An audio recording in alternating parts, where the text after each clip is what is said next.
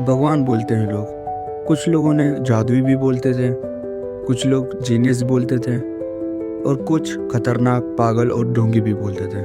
पर कोई नहीं जानता कि वो है कौन, वो क्या थे। जी हाँ, मैं रजनीश ओशो के बारे में बात कर रहा हूँ, जिनके बारे में सब ने बात सुनी है। बात करेंगे उनकी फिलोसॉफी, कंट्रोवर्सी और लव लाइफ के बारे में। Who is Osho?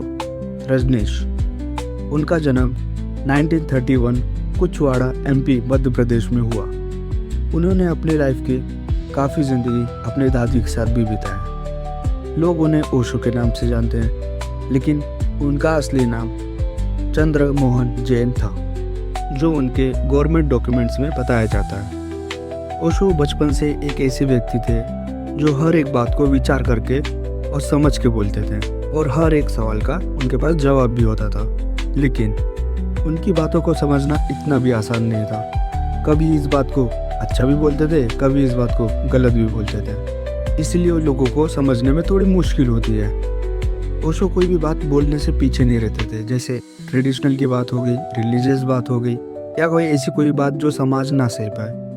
उनकी बातें लोगों को कड़वी लगती थी, क्योंकि वो हर एक बात बोल देते थे, जैसे ट्रेडिशनल के बारे में हो, रिलीजियस बात हो, या कोई भी ऐसे अनेक बात हो जो समाज ना सह पाए। जैसे मैंने आपको बताया, ओशो अपने दादी के साथ रहते थे, और 1935 के टाइम कोई ऐसी और ढूंढना जो ना रिलीजियस में बिलीव करती हो, ना किसी पूजा पाठ में, ये उस समय के लिए कोई नॉर्मल सी बात नहीं थी। आज भी वो अपनी दादी के नाम पे कहानियाँ बताते हैं।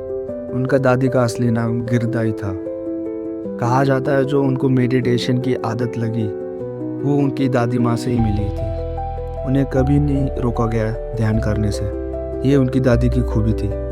वो बचपन से ध्यान करने से मात्र 21 साल की उम्र में ज्ञान प्राप्ति हो गई। उसके बाद उन्होंने जबलपुर में एज ए प्रोफेसर फिलोसॉफी सिखाते थे। यहीं से उनकी बात सारे देश में जाने लगती है। उनके चाहने वाले काफ़ी हो गए थे। उन्होंने जगह जगह जाकर बातें अपनी बोलनी शुरू की। लोग उन्हें और चाहने लगे। उनकी शिक्षा में ध्यान सबसे मध्य में था।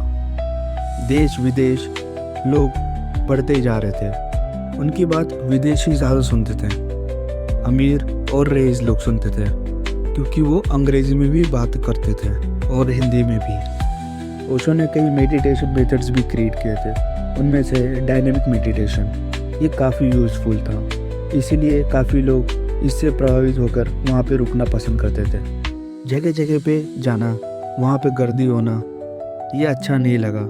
इसलिए ओशो ने सोचा कि पुणे में एक खुद का आश्रम होना चाहिए। पुणे आश्रम 1974 कोरेगांव पार्क में एक नया सा एक बड़ा आश्रम खोला गया ओशो के द्वारा, जहाँ पे हजारों के मात्रा में सन्यासी वहाँ पे रहते थे, मेडिटेशन करते थे, और वहाँ पे रहा भी जाता था। खुद ओशो वहाँ पे रहते थे और वहीं से बात अपनी पूरी दुनिया को बताते थे।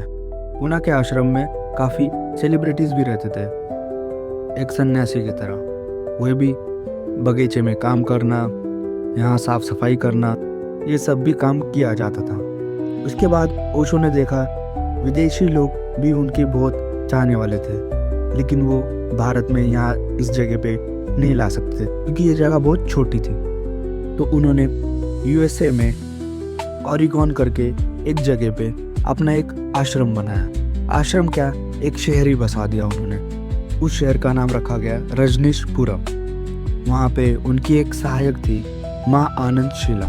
उन्होंने वहाँ पे ये सारे करने के लिए मदद किया।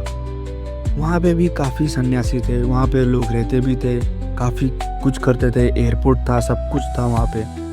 लेकिन समय बीतते बीतते 1985 में उनको उस देश को छोड़ना पड़ा।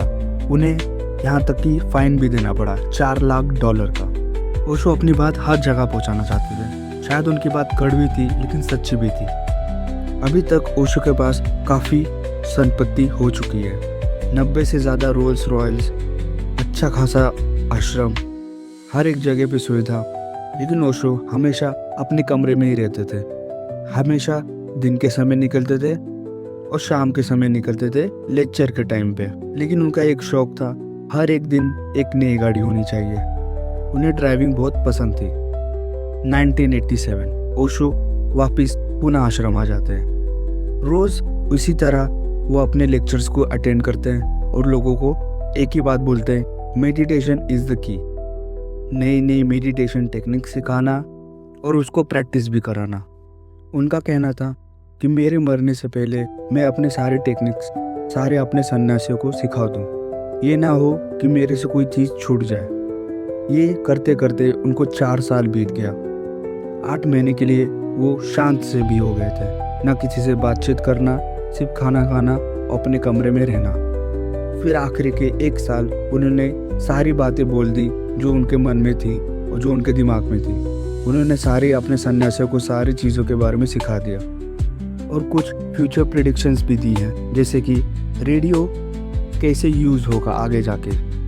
आज हम उसको सेल फोन की तरह यूज़ करते हैं। ऐसी कई बातें हैं उन्होंने जो पहले ही बोल के रखी है। ईयर 1990 19 जनवरी ओशो का डेथ हो जाता है। उनकी उम्र सिर्फ 58 थी। उनका अंतिम संस्कार सन्यासियों ने ही किया पुनः आश्रम में। बहुत खुशी और धूमधाम से किया गया, जैसे उनका डेथ नहीं उनका बर्थ हुआ हो।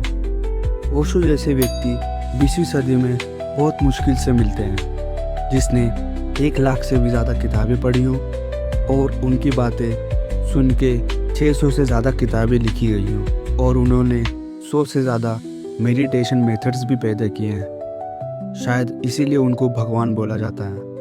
उनकी सोच आज भी हर एक लोग सुनते हैं। शायद आज से 50 साल बाद भी लोग सुनना पसंद करेंगे। शुक्रिया। अगले वीडियो में हम ओशो के 100 टेक्निक्स के बारे में बात करेंगे और उनकी विचार कैसा था इसके बारे में बात करेंगे। और आप प्लीज़ कमेंट में बताइए आपको कैसा लगा ये वीडियो और ओशो के विचार से आप सहमत है या नहीं। आपको ये चैनल अच्छा लगा हो तो प्लीज़ लाइक दिस चैनल, तो सब्सक्राइब भी कीजिए।